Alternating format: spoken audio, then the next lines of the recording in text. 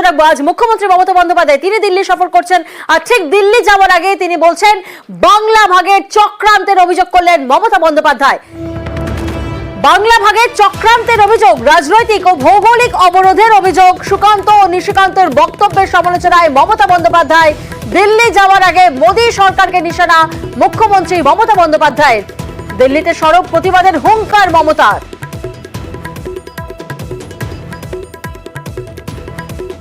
বাংলাকে ভাগ করার চক্রান্ত, একদিকে হচ্ছে ইকোনমিক ব্লকেড, অন্যদিকে হচ্ছে জিওগ্রাফিক্যালি ব্লকেড, পলিটিক্যাল ব্লকেড এবং বিভিন্ন দিক দিয়ে ঘিরে টুকরো টুকরো করে দেওয়ার দেশকে যে পরিকল্পনা, এবং মিনিস্টার নিজে parliament is in process, he is making his own statement to divide the Bengal, and now from different sources different party member is giving different type of statement to divide Bihar, to divide Jharkhand, to divide Assam, to divide Bengal.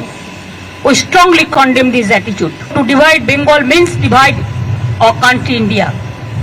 We don't support this.